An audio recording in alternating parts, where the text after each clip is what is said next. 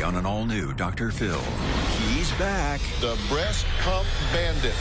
Out of jail and living with his ex. I'm on my way to the pawn shop. Whose laptop was that? Laura's. John steals my things to support his drug habit. He's even sold my car to the drug dealer. He stole your phone and your TV. I traded it for drugs. Did he also corrupt his daughter? Did you at one point give her ecstasy to sell? No, I have never done that. What? Yes, you did. He slept with hookers, moved mistress into the house, moved you to the couch. This now became my bed. I mean, come on. I would have put more up here, but I've only got 37 feet of screen. Let's do it. Have a good show, everybody. Here we go. This is a safe place to talk about hard things. Stand by. We'll count you down. I try to be an emotional compass and point you in the right direction. 5, 4. I am not giving up on you.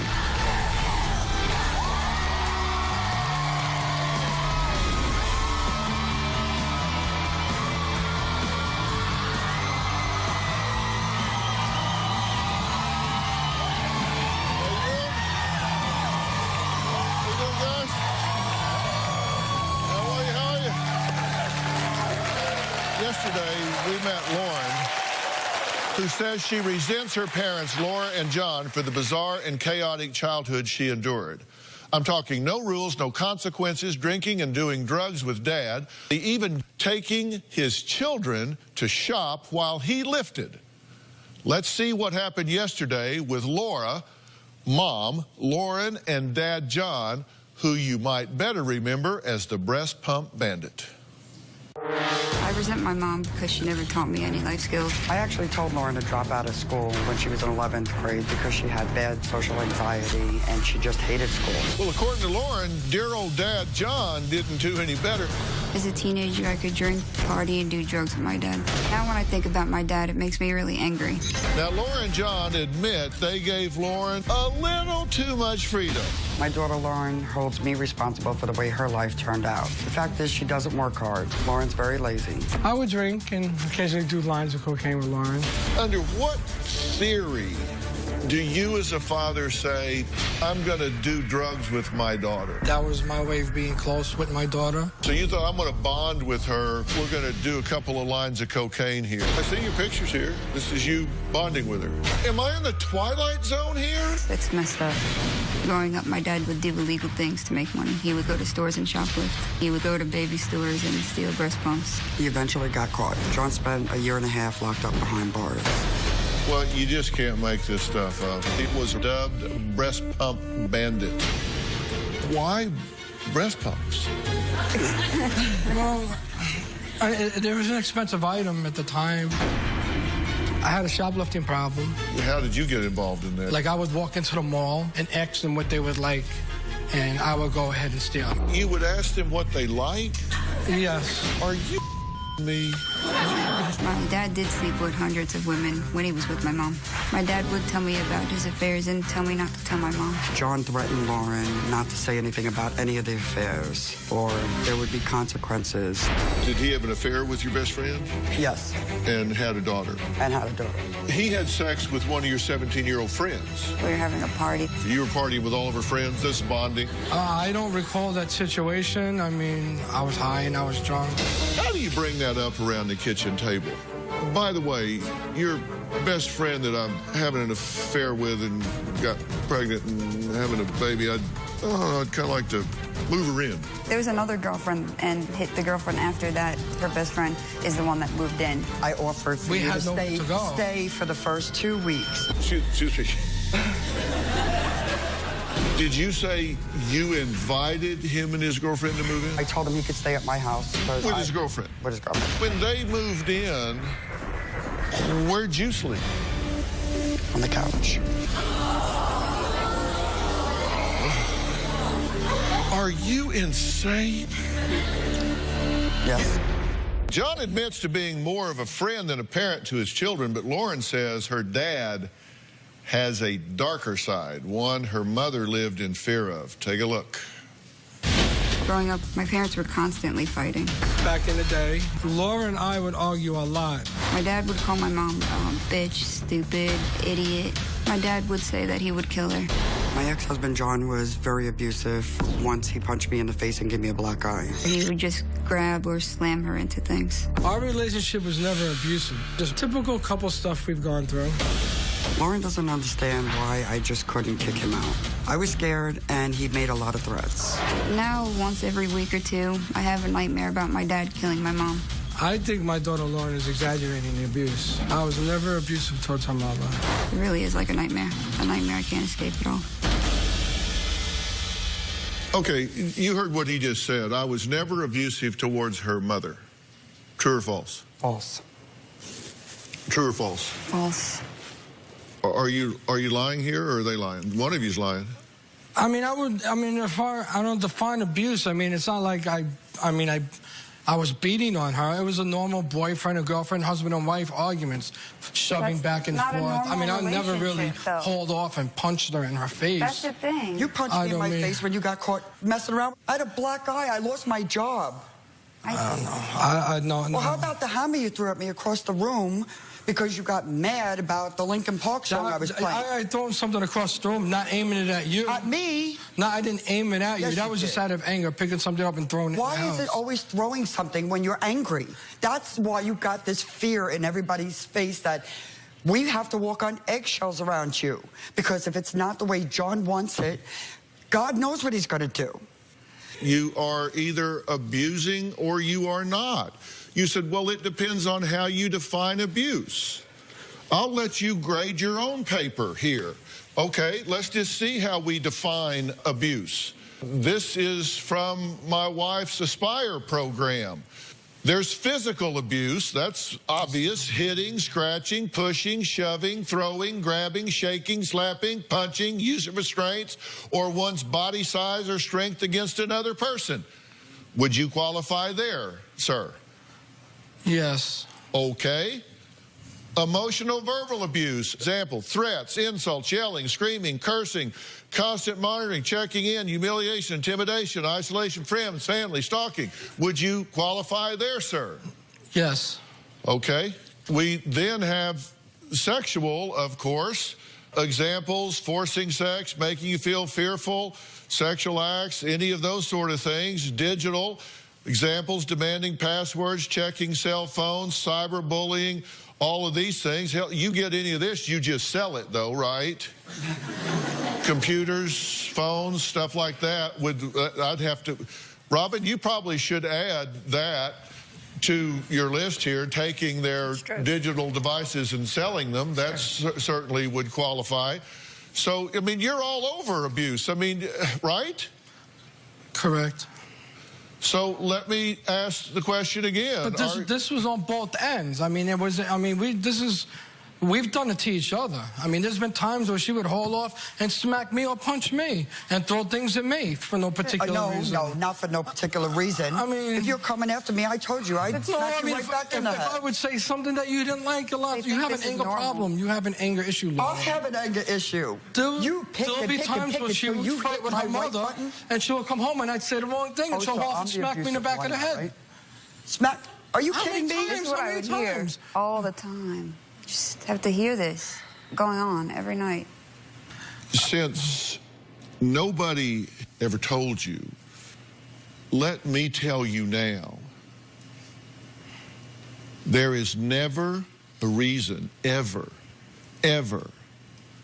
for a man to put his hands on a woman in anger, ever. You don't hit, push, choke, scrub. You don't shove, push, hit, anything. You just don't do it. If she's hitting you, then run. Use your feet. That's your best self-defense. Get away. And you two need to understand this young woman here, your daughter, is traumatized.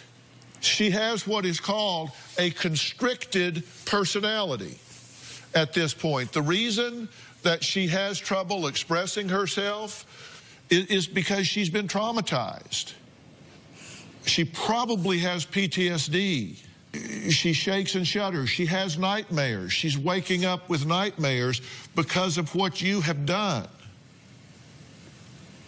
She is not okay, this is going to have to be dealt with. You're an adult, and you need to start acting like one.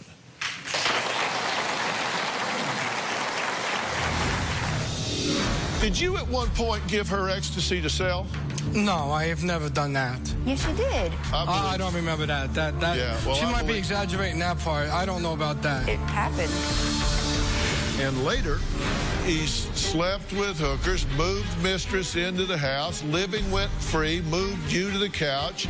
He's even sold my car to the drug dealer. Tomorrow on Dr. Phil. This fighter says his toughest opponent You should be punched in the face. is his ex. You keep alienating me from my son. And his current wife She's the devil. is taking swings at her as well.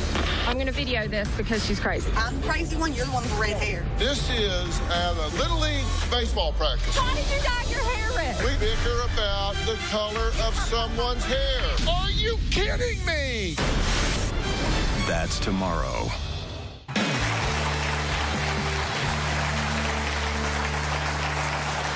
There is no place that there's anything normal or healthy about this family. And maybe you don't know, but when you look at what is typical, healthy, normal in a family, typical parents say no to drugs and underage drinking. You two allowed drugs and underage drinking, and you participated in it.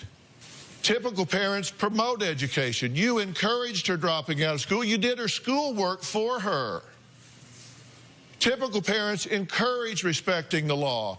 You have no respect for the law. Drug use, drug distribution, shoplifting, selling stolen goods. Typical parents have rules and consequences. No rules and consequences. Did you at one point give her ecstasy to sell? No, I have never done that. What? I've never given you ecstasy to sell. It was one time, and yes, you did. No. Yeah. Yeah, I believe. I don't remember that. Yeah, well, she I might be believe- exaggerating that part. I don't know about that. Yeah. It happened. Well, I believe her. Typical parents teach to never tolerate abuse. Your home abuse was tolerated. Typical parents show a commitment to marriage. You just made a mockery of this. Countless affairs. These are accepted by you. Mistress moved in, for God's sakes. Typical parents promote financial independence. She's accused you of stealing her identity, putting her into debt, told bankruptcy is okay. Typical parents protect their children.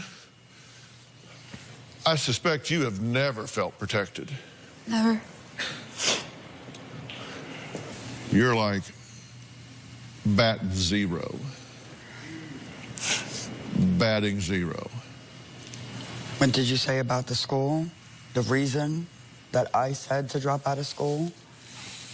Because they said in order for you to graduate, you had to go for a full year during the day. I didn't say that you encouraged me to drop out of school, but full you year allowed it. and night school. And get straight A's was the only way you were going to graduate. And did you say about the school that I paid for you to go get a degree? I always encourage your education. No, I never said you encouraged me. I got you an apartment in Sunny Isles, living right next to the school, as I paid for the school, paid for an apartment for you and your girlfriend. You couldn't afford it, though. I did it, though. No. And had a car for you to get back and forth to school. It was a pain. It was a hassle. No, it was stress, but I did it. I got banned from the school tons of times because you couldn't pay for it, and I missed half. I almost didn't. I almost failed out and didn't graduate because we couldn't afford it. You made a promise but that. I tried. I know you did it. I know. I tried with all my I know you were heart trying to. Can I ask you one question that I meant to ask earlier and didn't? It goes right along these lines.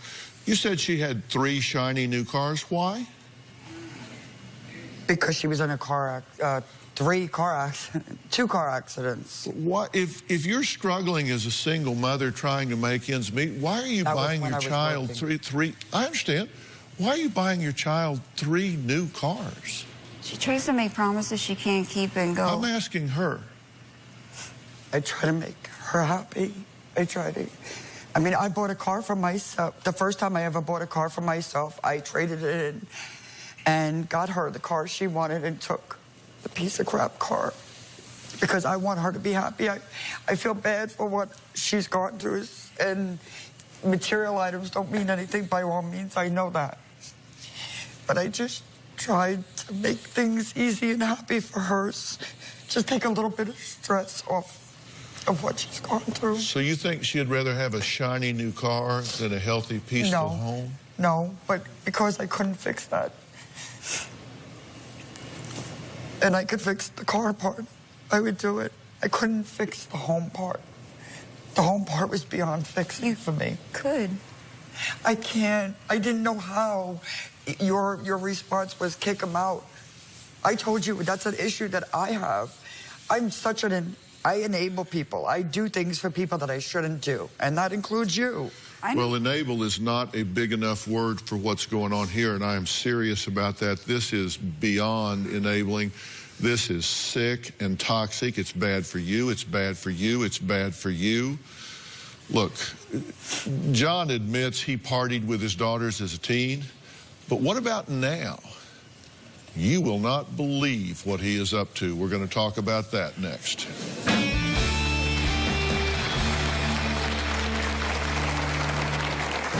I use Xanax and crack cocaine. John steals and pawns my things to support his drug habit. I'm on my way to the pawn shop. Let's see if I can get a quick $50, $60. The TV's missing. He was nice enough to leave me the wire for the TV.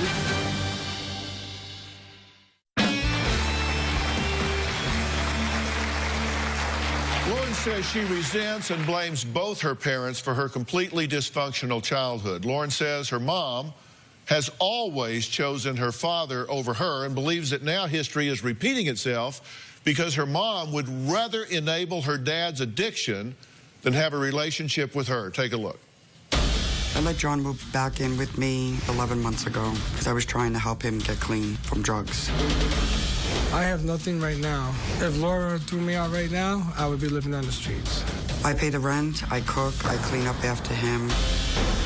When John moved in, I allowed him to sleep in the room because he was always so comatose on the couch from the Xanax. Then I started sleeping over here. This now became my bed. My dad does completely take advantage of my mom. I do all that because he manipulates me into doing that. John steals and pawns my things to support his drug habit. My TV's missing. He was nice enough to leave me the wire for the TV. He stole my bike. I have nothing left. I'm on my way to the pawn shop. Let's see if I can get a quick $50, $60 for that laptop right now. I'm gonna pawn it to go score some drugs. They gave me $80. I'm gonna pick up some Xanax, and unfortunately, I'm gonna go pick up some crack. I put up with it because I feel sorry for him. I don't know why I haven't kicked John out for good. I did give my mom an ultimatum. I told her to choose between me and my father. She chose my father. Whose laptop was that you were just taking and pawning? Laura's. That was your laptop? Yes. Okay, and that was when? A few days ago. That was just a few days ago. So you're living with her. By her grace, you're living with her. You said, but for that, you would just be on the street in a cardboard box. Correct. And you take her laptop and go pawn it. Did you know he had it? No. And usually what I would do is I would go hustle some money and try and get the items back in the house. And how will you hustle money? By stealing from store?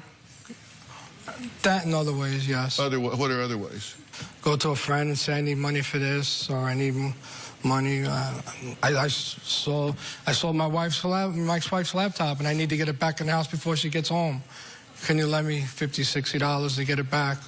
Stuff like that. Mm-hmm. What else? I mean, come on, what do you got to lose here? I mean, it's not like you're going to look bad. No, I know. Do you rob people? No, I don't rob people. Do you go through the neighborhood and go in houses and stuff? No, I haven't gotten to that point, no. It's all in my house. John says his drug use is out of control and points the finger at Lauren's lack of support and love as a constant trigger. I developed a drug habit a year ago. I use Xanax and crack cocaine. I'm doing drugs now because I do feel horrible that I have no relationship with my daughter, Lauren. I think that's a load of crap. My dad is trying to make everybody feel sorry for him. I use the crack to get me high, and the Xanax mellows me out. It takes away the anxiety. I take Xanax all day long. I'll take up to 5 or 6 bars. Here, they got the 2 milligrams Xanax. I've been taking this for 2 years straight on a daily basis. It's dangerous to stop taking it. Basically, I sleep, I get high, I sleep, I get high. I'll spend a few hours with Laura, then if I'm bored, I'll score some crack, you know, I'll binge for a day or two. What's up, buddy? Yeah, I can get Laura to give me the car. You got your cousin's stuff, the good stuff you're saying, right? All I have is 80. That's all I'm giving you. That's fine. That's fine. That's fine. All right, I'll be right back. And right now I'm headed down south to go to buy $80 worth of drugs. Like I said, it's sad but true. I just got back from my drug dealer. I just picked up some crack. I mean, this is what my life is. This is what my life consists of. This and this.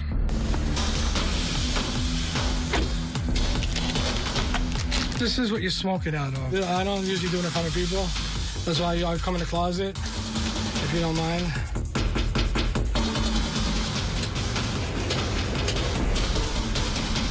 And that's it.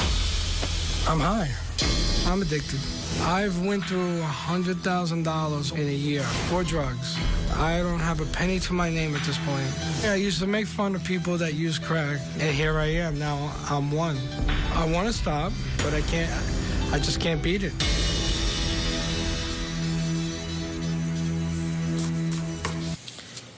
What do you think about that, seeing your life up on the big screen there? One, it's embarrassing. Two, I wish I wasn't in this situation. You can change like I it. said, it's sad. He's even sold my car to the drug dealer. How much drugs did you get for her car? I let somebody borrow the car for like $100. And they totaled it. I don't even have a car.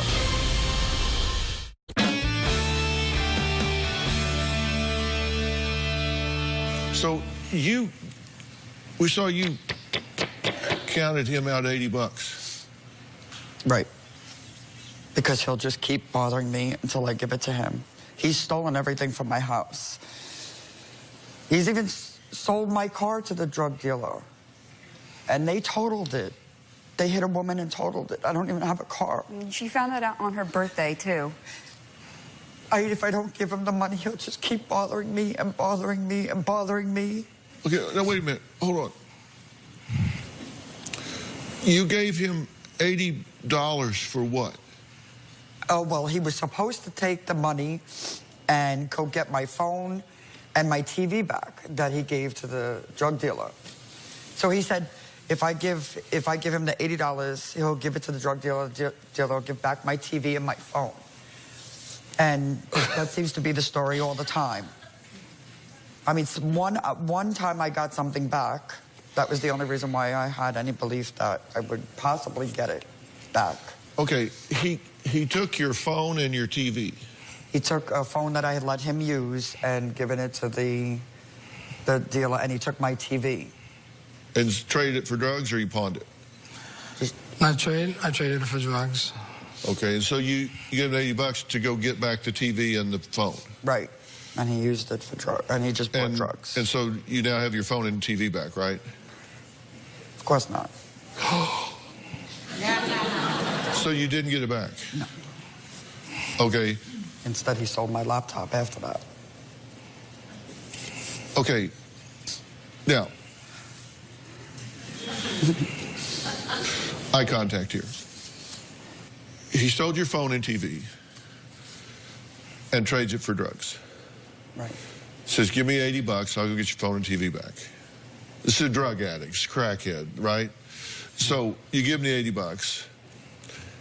He doesn't get your phone and TV. He comes back without the $80 and without your phone and TV. Right. And you say, what? Where's my phone and TV? And he says... Oh, the guy's going to bring it by later. And you go, okay.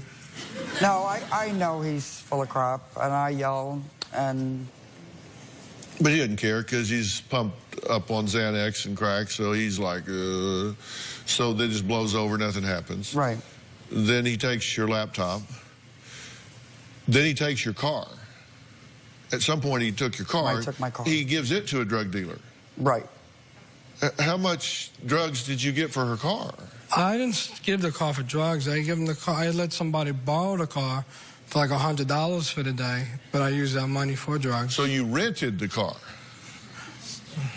to a drug dealer? I gave it to a friend, and he got to an accident, and he gave me money, and I scored drugs with it. Yeah.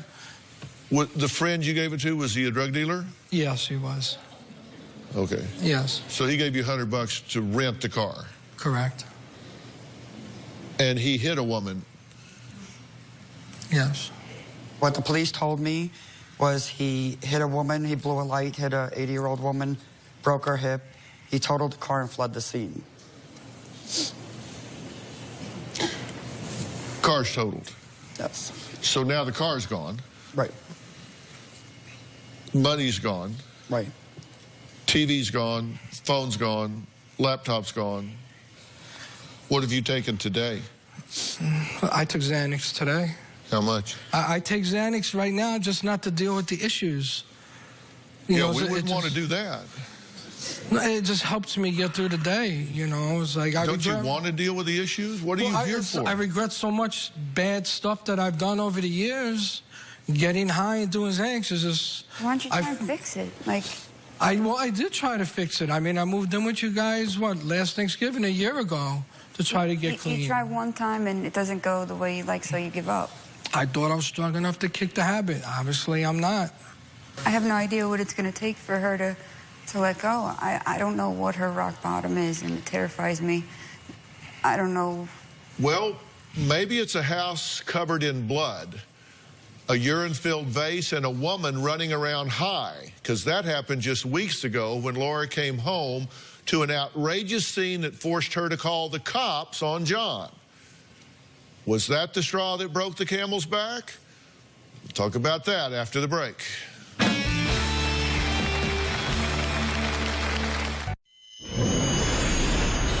Recently, my mom went home, and my dad had a woman in the house. John punched the wall, cut his hand, blood everywhere. The house was trashed. There was liquor bottles and drugs everywhere. My dad, at one point, urinated in a vase. My mom freaked out. My mom kicked my dad out, but 3 hours later, he was back in the house. He had given my TV away and my car away to the drug dealers. He never got the TV back, and my car was totaled by the drug dealer. Well, the story's like you just heard that has Lauren begging her mother to kick her drug-addicted father out of her mom's house and life for good. Is there a point where enough is enough and too much is too much? Or are you telling me I can't do it and I know I can't do it and that's just all there is to it? Is that what you're telling me? Yes. That you are addicted to him just like he is addicted to drugs, and that's it. Do you get that? Do you know that no matter what happens, you can always go to her and she's going to let you use, abuse, take you in, cover you? I always feel that she'll forgive me and take me back, yeah. Do you feel any sense of betrayal in the way you're modeling for her? Oh, yes. Children learn what they live. What are you teaching her? I'm teaching her that it's okay to allow to be abused and taken advantage of and used by people. So there's nothing he can do that isn't... There's got to be something he does that actually pushes me to the limit. I just don't know what it's going to take. Well, there's nothing so far, because I made a list. Oh, boy. This is John's behavior according to you two. This is between Lauren and Laura. This is his behavior. He spent $100,000 on drugs. Lauren's called 911 because of his domestic violence. He's grabbed you by the throat, choked Lauren's sister, slammed Laura's head into a desk, threatened to hurt Lauren as she talked about affairs, sold drugs, steals from Laura to buy drugs, pawns household items, had a child with a mistress, is urinated in household objects while high, slept with a 17-year-old friend. He's the breast pump bandit. He's bribed Lauren to keep affairs quiet. He's slept with hookers, moved mistress into the house, living went free, moved you to the couch, gave daughter cocaine after an ER. I mean, come on. I would have put more up here, but I've only got 37 feet of screen.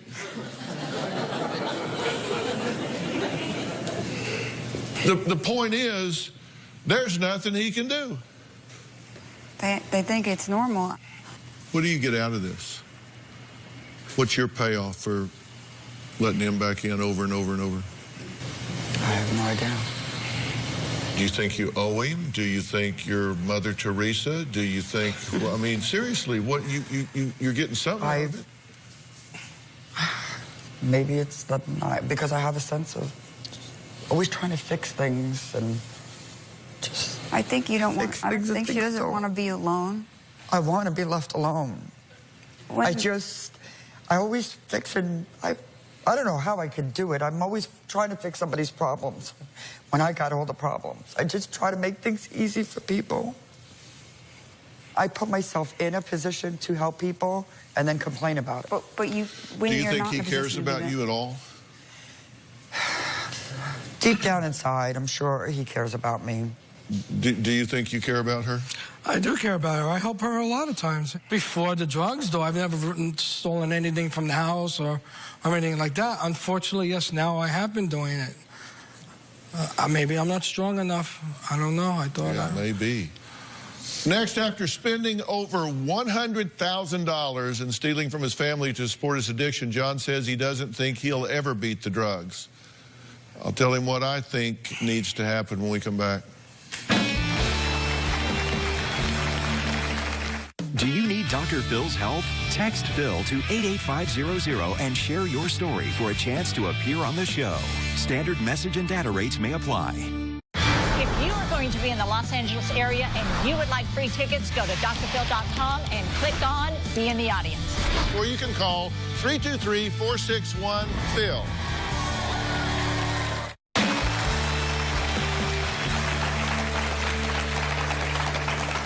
I don't assign people diagnoses here because in order to do that, you have to go through a process. I can speculate. I have a pretty short list of what I would consider with you, and on the short list would be a personality disorder. And a personality disorder, this is important for you to understand. It's an enduring pattern, meaning it doesn't just crop up and then go away. It is an enduring pattern, and it's pervasive, which means it just kind of takes over your whole life. It's inflexible, and it's stable over time, which means it goes year after year, and it leads to distress or impairment. So personality disorders kind of just engulf your life, and there are different types. And there's a type called dependent personality disorder. Now, that is pervasive and excessive need to be taken care of that leads to submissive and clinging behavior and fears of separation arising from a self-perception of being incapable of functioning independently. You just have a need to just be around somebody. You just have a need to, sometimes it's a need to take care of people. Sometimes it's a need to be taken care of, but it's just a need. It's just to cling on, hang on to something, anything. Sure. If you had self-worth or self-esteem at a healthy level, you would not allow people to treat you the way you do. Look, you got a serious drug problem. You're in over your head. I'm going to get you some help for this. I'm going to do that as much for your family as I am for you. They need a break and you need help. I've asked Joseph Floyd, the CEO of the Pat Moore Foundation, to join us. The Pat Moore Foundation is just terrific. It's located on a beautiful private co-ed campus on the coast of Southern California. They've been there for 30 years, and they specialize in substance abuse, detoxification, and very individualized treatment. And this is Joseph Floyd right here. Joseph, good to see you. Thank you.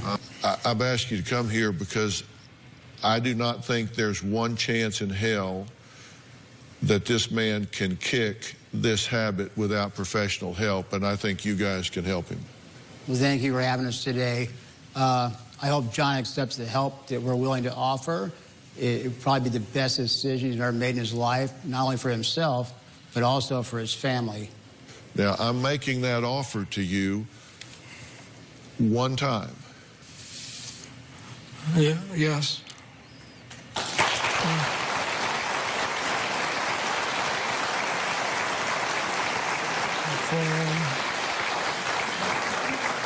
I'll do it for them, and as for myself. While he's gone, you have a lot of work to do, and I'm going to get you the professional help with which to do that, okay? And I'm very concerned that you have maybe some PTSD here. I think you certainly are dealing with some problems with depression and anxiety at a minimum. We're going to talk with you backstage. We're going to get that set up. We're going to help you very much. Thank you. Next, a mom who buried her daughter from a drug overdose. She said it would be better if one day she just didn't wake up. How's she doing now? We're going to find out after the break.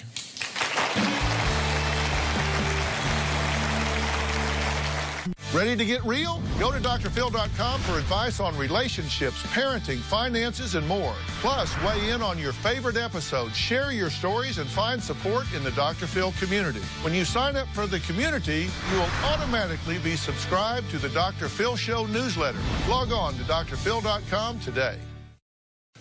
Viewers everywhere wrote in to say my next guest touched their hearts when I sat down with her just last month. Heather told me the devastating losses of both her mother and daughter within months of each other had destroyed her almost beyond repair. She said it left her believing her life would be better off if one morning she just didn't wake up. You'll remember her. Take a look. Since Ashley's death, my mom is slowly dying inside. She spends a lot of her time at the cemetery crying. Heather says she has lost her purpose in life and admits that she didn't want to do anything. Losing my mom was tough, but losing my daughter, nobody really understands. I sometimes feel I do not have a purpose in life. I'm very sorry for your loss, the loss of your mother and the loss of your child. You said, I think if I didn't wake up, it would be better. I'm just sad. I feel broken. I blame myself for Ashley's death. Ashley made the choice to take those drugs and put them in her veins and overdose. You didn't make that choice. Nobody made that choice but her. That's right. I took a look at your internal dialogue. I should just give up. Don't want to be a mom. I'm failing my family. No point in taking care of myself. It's all true. None of it's true. You're reacting to what you say to yourself. You don't have the right to curl up in a ball and sit on the sidewalk. You're right. You've stopped taking care of yourself mentally, emotionally, physically, socially, familially. That's got to stop. I wrote a book. I have it. Well, I didn't read it, I'm not going to lie. 2020, right? It's called the 2020 Diet. Turn your weight loss vision into reality. I am going to make you a project. Yes. Listen to what you just said. What did you just say? Awesome. You just said yes. Yes. Did you hear what she just said? I put the dots so close together. You can't not succeed here. You're going to get off the couch, out of the fetal position. You're going to behave your way to success. Will you do that? Absolutely.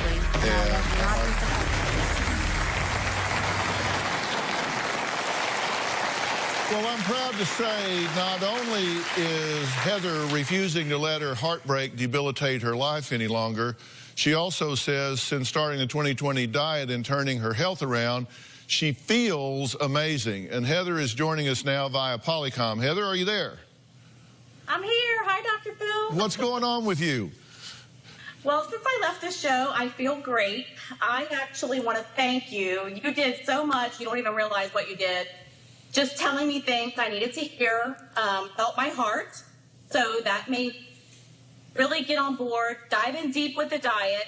I was amazed at the things you told me because I didn't believe you, I'm going to be honest with you, as far as not being hungry. The ingredients, I didn't miss the sugar, I don't miss the salt, and it really does work. I wasn't even hungry. A lot of my coworkers would say.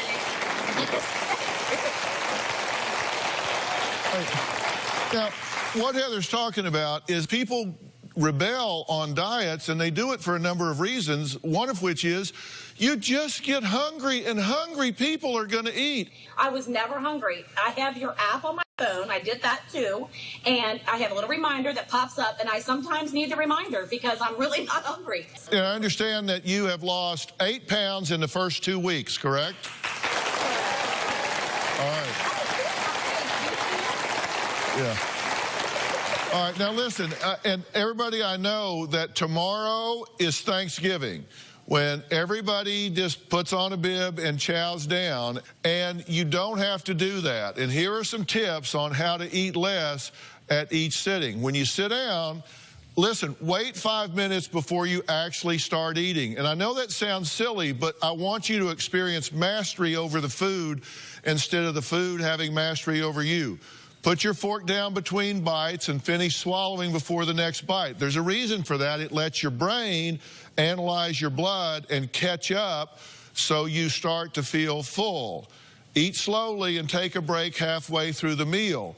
Don't eat while you're on the move, and eliminate distractions and mindless eating. And leave some of the food on your plate and save it for later. You can do that. You don't need to deny yourself during the holidays. Just be smart about it. All right, I want to thank all of my guests today, and if you want your own copy of the 2020 Diet, it's available anywhere books are sold. Fortunately, it's on the New York Times bestseller list, so you can find it right up in front of the bookstores or on Amazon, unless you're in the audience today, because everybody in the audience is going home with a copy. I know we live in an environment where we're always on the go, so I'm proud to say you can get the 2020 Diet app, which makes it easier to maintain your health. Thanks for being here. So long.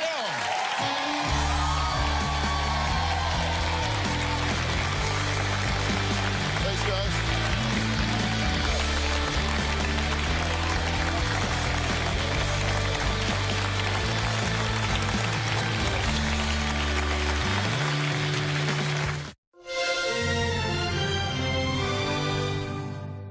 Bounce, bounce, all the girlies bounce.